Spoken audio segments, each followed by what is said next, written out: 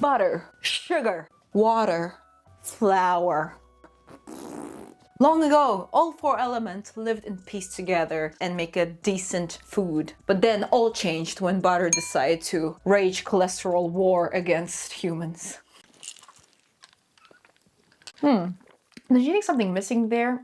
Yeah, more butter. I can hear you. More butter, Captain. That's right, kids. More fucking butter. Oh, you still not feeling hawk in your gog? Yes, more motherfucking butter. Damn right, this is a free country and I can do whatever the fuck I want. Cholesterol? I'll kill that bitch with my Second Amendment right. God bless homicide. Yeah. You know what I love about my country? It's food, yeah. Not only tastes like deep fried raccoon's ass, maybe it is actually deep fried raccoon's ass, but it's the only country where when you weigh more than 350 pounds, you get free food. Yeah, we don't feed the poor, we don't feed the starving. Fuck them. That's some communist bullshit. Although in communism, everybody was starving equally, but that's besides the point. No, we're only gonna feed the people who already have enough food stored in their visceral fat pocket for the next 5 generations. Fuck yeah! Both metaphorically and figuratively, obviously. So today I thought it would be a great idea to reminiscent about traditional American dishes with a bit of splash of creativity, of course, because we're not reinventing the wheel. We're just adding a bit of more butter. Yeah. If you're wondering what is in my background, this is a butter melting slowly, and this video is about 3 hours long. And it was the only video that I found where somebody captured butter melting slowly. And if you're wondering why is there American flag on top, I don't know. That's the only video I found where butter is melting slowly. Well, I think it's like a food porn for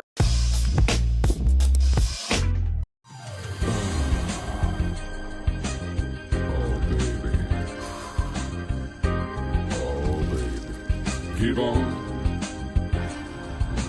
my baby. Keep on doing it. Right on. Thanks to the internet, TikTok and Instagram, I'm talking like an old person, we can finally share these great American home cook recipes that are very easy to make. It's one pot dish, it's super easy, you just put everything in one shit and then you call this food. Because when you come into your 20s, there's nothing more exciting than watching hours on end these recipes for you just not to make it. So hot show. So yeah, why don't we take a look at traditional American dishes? Because you know what is a shame? It's a shame that if anybody asks you, hey, what is a, like a traditional American dish, to like most people like living outside of America, nothing comes to mind except some burgers and fries and some pies. Burgers and fries and pies. Yeah. So let's educate these people what we have. We're gonna start off with some traditional Southern dish. Southern dish is known to be very homey, very filling, very like hearty meal. Do you know what I mean? I found a perfect woman for that to show us how it's properly made. Great name. Elaine Carroll's Kitchen. Honestly, it's kind of like soothing watching butter melt. So our chef Elaine here is showing us how to make traditional Southern shrimp boil dish, whatever the fuck that is. So let's look at it together. Okay, so it's quite easy. So you start with 1, 2, 3, 4, 5, 6, 7, 8, 9, 10, 11, 12, 13, 14, 15, 16, 17, 18, 19, 20, 21, 22, 23, 24, 25, 26, 27, 28, 29. 29 sticks of butter. Yeah, 29 sticks of butter. That was a little unnecessary, but what is more concerning to me is that she putting everything on the aluminum foil dish or whatever you call that thing. I didn't know you can cook on that. I thought it's just like for grill and like oven, but not that you kind of like put it on top of a stove and then put fire under it. I don't know you can do that. Looks like she can do that. It's kind of weird. Whatever. Okay, we're adding shrimp and I like the ratio 1-to-1. Per 1 shrimp, we have 1 stick of butter. So it makes it really not dry and very, creamy shrimp. Favorite herbs like oregano, Oregano. Talk about spicing. She's adding oregano, paprika, whatever the fuck she's adding. But one thing she forgot to add for actual seasoning is salt. Small funny fact, no matter how much you flavor anything, if you don't add salt, it's not gonna add up to shit. Yeah, and then we have cloves of garlic with butts on them. There's nothing that drives me insane than cloves with butts on them. I'm gonna lose my shit. It doesn't really matter. Okay. But we're not done with our butter. We're gonna add our potatoes and boil them. What I really love about this recipe that she is reusing oil. I didn't really know you can cook potato in oil like that because I thought you either deep fry, but I didn't know you can use butter as like a soup base. So basically instead of boiling potato in water, you can boil it in butter. Yeah. And then I guess it makes the potato more buttery. I don't know. But who am I to disagree? She's the chef, not me. Every chef has their hits and misses, you know, like Jamie Oliver with almost every food. You've seen Jamie Oliver cooking Asian food and it's just criminal. Yeah, I'm sure Elaine can recover herself with pork chop. I'm not like a big fan of pork in general. I don't like eating pork, but maybe she will change my mind. Let's see. This is my favorite way to do pork chops. I like to start with some applesauce. What? Child. Anyway, so We're already on the wrong start. She started with applesauce. You know, when I came to Europe and they gave me pasta with minced meat and applesauce on top. Not only was criminal, I tried to open my taste to this delicious meal, but I can never understand mixing up sweet and savory. I don't know, for me, like dessert is separate, meal is meal. So I don't struggle with much diarrhea because, you know, I learned it from my younger years. Whenever I would like drink milk and eat orange right after that, diarrhea, you know what I mean? Continuing to pork chops, so we have applesauce with pork chops, and she seems to add carrots, then she adds pie fillings. Okay, yeah. Listen, even like whenever I make pies, I don't buy ready-to-go pie fillings. I don't know, it's not a brag that I make everything myself, but it's just, okay, never mind. Very sugary with the fatty pork chop. Okay, what else do we have? Oh, onions. Okay, actually, I approve onions. As a Kazakh, we love onions. Don't know how it really go well with apple slices and cinnamon, but yeah. Oh, of course, butter. She didn't forget butter. Queen. It's not as much butter as I think there would be. Okay, oh look, she's seasoning actually this time with salt and stuff. Then I use some brown sugar on the carrots and cinnamon. And I like to use some cream and mushroom soup on the green beans. You cannot mix an apple pie mix, pork chops, and cream of mushrooms. I'm a pass. Okay, it's not a bad recipe. I just wish she could use more butter. Right there. Let's check out her chicken. Start with 8 sticks of butter placed around your chicken. Okay, 8 sticks of butter. Okay. Add fresh rosemary, Rosemary and or thyme. oregano. Start warming the butter with your hands and All kneading right. it into shapes. Okay, what is she Cover doing? your entire chicken. I don't have problem with her using that much butter. I think the only thing I have problem with is that she's giving a Thai massage to butter. Yeah, I feel a little bit uncomfortable to witness this chicken getting a hand job of a lifetime. Use a blowtorch to heat. Okay, well, this is creative. She's using torch to melt the butter further. Oh, I cannot watch this. Oh, oof. And stuff it with some fresh celery. Oh my god. Okay. Okay, the one thing I'm actually against is actually celery in the butt of the chicken. The rest I'm fine with. The amount of butter is fine. A little bit of lemon. Yeah, Pop okay, your chicken okay. into the oven at 400 degrees. This looks great.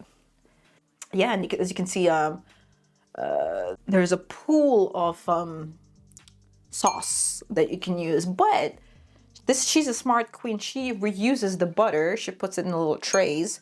Finally, like, because you know butter is so much overused and like thrown away. This is a reusing, recycling queen. You know what? These butter cubes are really great in the morning with your iced tea or coffee.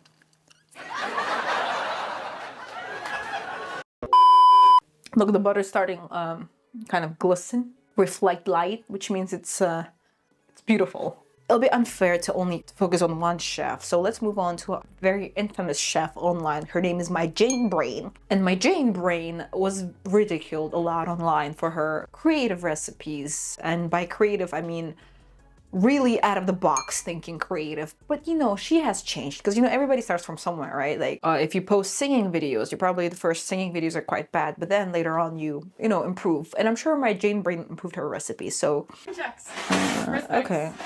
Rice checks. We got honey nut Cheerios. Jesus. Honey nut checks. Come on. We got 2 jars of these. First of all, let me say, I like her creativity. She is mixing all kind of cereal, sweet and salty, like Cheez-Its and peanuts for some reason. And look, she improved her recipe with 12 sticks of butter, which is, you know, nothing. And she added salt. Smart. Looking pretty good. Start pouring that all over. Start mixing this all up. Let's get back in there. Let's get down to the bottom. We need some pretzel sticks in here. So let's get this lid back on here. But yeah. Okay, yeah, this was quite traumatic, and I love that she's using a giant plastic IKEA storage box, not for clothes or books or albums, but for making gigantic party snacks for... I don't think she has that many friends. I don't know why she's making that much, you know? Right. It's gonna go in at 350 for about an hour and a half. Let's get this thing out of here. Grab some M&Ms. Okay, this is where I draw the line. She's adding M&Ms. Oh my God. Jesus Christ. And putting in a grandma jar.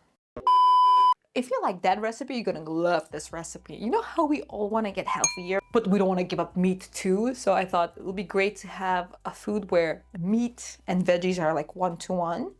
And then you get your veggies, but it's kind of masked by the taste of meat. MyJaneBrain accomplishes it. So she gets cabbage, as you can see, and then she cleans it out. She takes out the filling, and then I would suggest to use lean beef, and the eggs are good for holding the minced meat together, so it's like, you know, gluey and shit.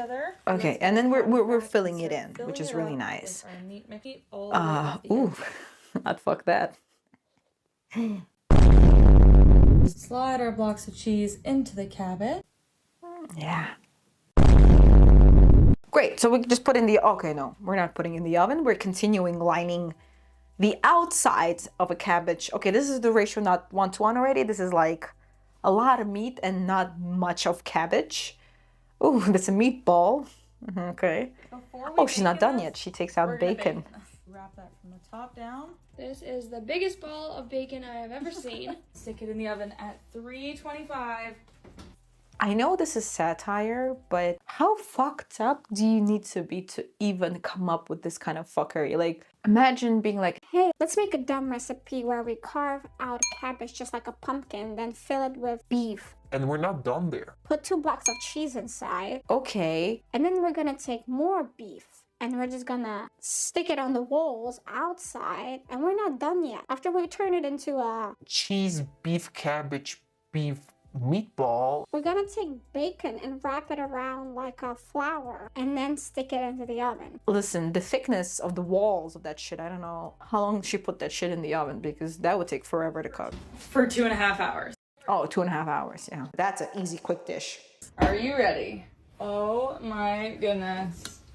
Did you forget how huge that was, or was that just me? Could feed a small village. More than that. This bacon is crispy. Oh my goodness. So cheesy. And we can't forget about our dill sauce. I'm feeling sick. Yeah. I think I need a break. Oh, okay. You can do it. You can do it. We have to finish the episode. You wrote it. You're gonna edit it. You're probably not gonna eat for the next 10 days, but you can do it. All right, we're back. We're back. I'm back. We can do it. We can do it.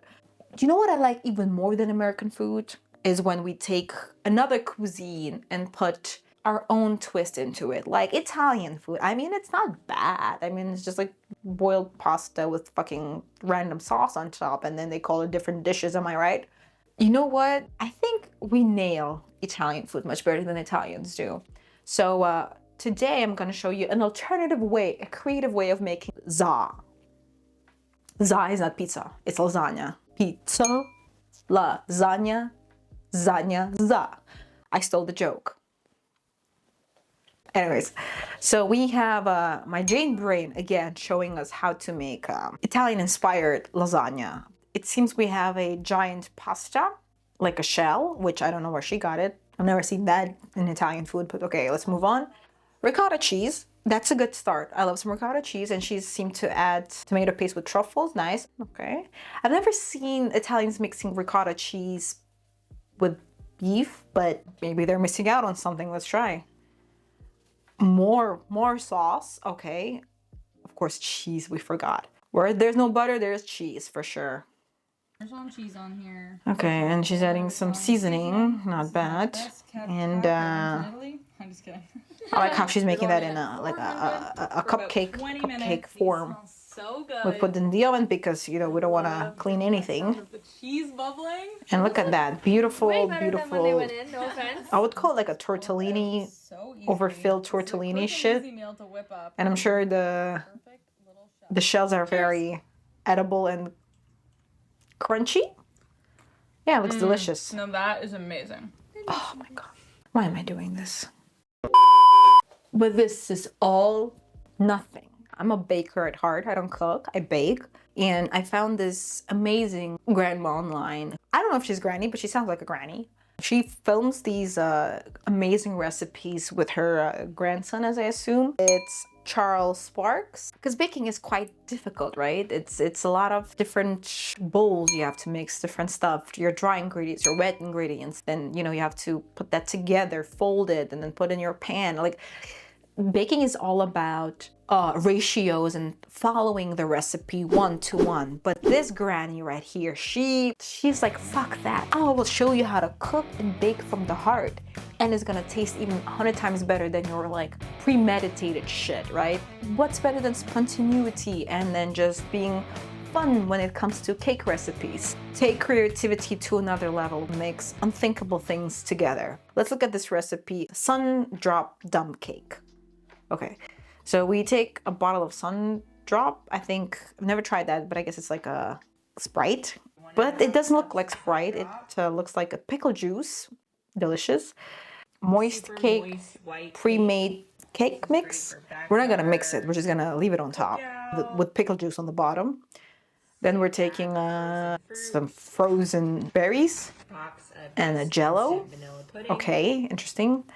Look at that folding technique. I love it. This is how you bake. This is how you actually make a... Oh, look at that. It looks beautiful. My gosh. Crushed pineapple with... Oh, she's not done yet. She's not done. Actually, it wasn't looking that bad on the oven, but she is not done. We're taking what? Yes. Whipped cream and what was it? Fucking pineapple with whipped cream. Oh my god. You know what it looks like? It looks like a potato salad on top of like fucked up bread. Oh, you love that, don't you? We're not done. We're decorating this potato salad. This is a beautiful decoration right there. 2 lines of banana candy sprinkles, which are... Some on top. Yeah. And then we have some there we pecans. go. This is the birthday cake of my dreams, as you can see. A 1-pan dump cake. Make everything, again, an aluminum tray that is obviously going to be thrown away after one use. Can of crushed. Oh my god. Okay. So we're starting great. We're starting with a pineapple with pineapple juice together. Not going to drain that. And we're adding some cherry filling because pineapple and cherries go well together. And then, of course, we're adding a cake mix because whoosh, fuck making your own mix. Just, I like how these recipes in general, instead of like making anything, they just take anything from a can, like can of this, can of that, like a box of this, box of that, and they just mix it all together and then they call it food. If you use cake mix to make a cake, this is not a cake. I'm sorry. All right, we're putting that on top. Of course, we're not mixing it. Who gives a shit? Of course. Yes, she didn't forget. Butter. In baking, you need a lot of butter. And the way you spread out butter, usually you have to incorporate butter within your mixture, right? But I love how she was smart enough to realize that it's a lot of waste of time and it's a lot of hassle. So she just cut out small pieces of butter and then lines them beautifully on top of a cake. And praise to God, it mixes well and comes out, you know, just as perfectly. Your cake is definitely not going to be floury because she didn't incorporate her dry ingredients with her wet ingredients, but butter kind of, you know, cooked the mix, the floury mix, so it should taste sandy, you know, like these kinetic sands. Look at that. Oh, it falls apart because it has nothing to hold on to. Like me not holding on to my life. Oh my god. You know, usually when you look at these recipes, you kind of get hungry. I think I'm full. My soul is rich. It's richened up. Thank you very much. I think I'm done. I don't think I can do this anymore. This is the first time when I was filming anything and I had to take a break because this was so exhaustingly nourishing. but at the same time, intellectually malnourishing.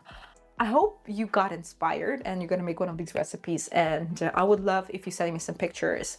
My Gmail account is listed in the comments below. So be out there, be creative, don't be scared. And look, let's look at our butter. Oh look, it's already coming down to a small size. I'm gonna forward it forward to see how our butter looks like. Huh. Isn't it beautiful?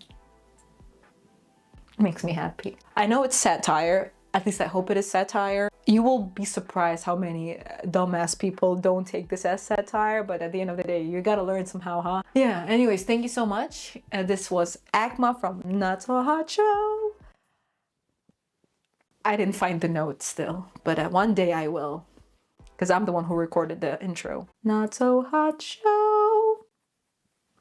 Yeah, anyways, thank you so much, and yeah, see you next week.